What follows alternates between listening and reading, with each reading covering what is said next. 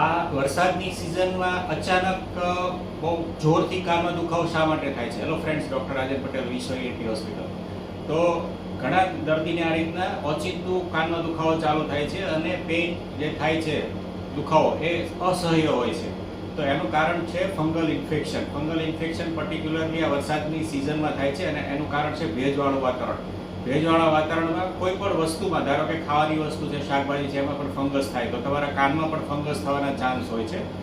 તમે કંઈ પણ ન કર્યું હોય, કાનમાં પાણી પણ ન ગયું હોય, છતાં પણ ફંગલ ઇન્ફેક્શન થઈ જાય. તો જો આ રીતે તમને ઓચિંતો દુખાવો થાય અને સામાન્ય દવા લેવા છતાં સામાન્ય ટીપા, હવે બીજું ખાસ એ ધ્યાન રાખવાનું છે કે આ ફંગલ ઇન્ફેક્શનમાં તમે સામાન્ય કાનના ટીપા નાખશો જનરલ ડૉક્ટર પાસે જઈને તો એ ફંગલ ઇન્ફેક્શન વધે.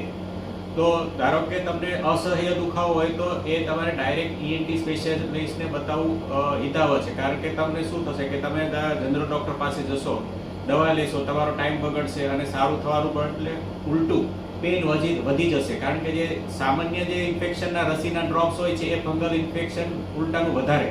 એટલે તમારે સામાન્ય ટીપા નથી પાડવાના, એના એન્ટી ફંગલ ડ્રોપ્સ હોય પાડવા પડે. પણ એ પહેલાં પ્રોપર ચેકઅપ કરાવવું ENT સ્પેશિયાલિસ્ટ પાસે જરૂરી છે. કારણ કે ફંગલ ઇન્ફેક્શન ENT સ્પેશિયાલિસ્ટને જ ખબર પડે. એમાં બે પ્રકારની ફંગસ આવે, એક બ્લેક કલરની અને એક વ્હાઇટ કલરની હોય. જે ફંગલ ઇન્ફેક્શન હોય તો એન્ટી ફંગલ ડ્રોપ્સ અને બીજી દવા કરવાથી જ સારું થાય. અને બીજું ધ્યાન એ રાખવાનું છે કે તમે વરસાદમાં પલળો તો કાનમાં પાણી ન જાય એના માટે સાથે કોટન રાખો તેલવાળા કરીને નાની પ્લાસ્ટિક બેગમાં. જેવા વરસાદ ચાલુ થાય એટલે કાનમાં ભરાઈ દો. નાતી વખતે ઘરે પણ તમે તેલવાળું કોટન લગાવીને નાહવાની ટેવ પાડો આ વરસાદી સિઝનમાં, તો તમારા કાન સારા રહે છે. જો તમને વિડીયો ગમ્યો હોય મારી ચેનલને સબસ્ક્રાઇબ કરો, આ રીતનો જેને પ્રોબ્લેમ છે એને શેર કરો, ફોરવર્ડ કરો, સેવ કરો અને લાઈક કરો. Thank you.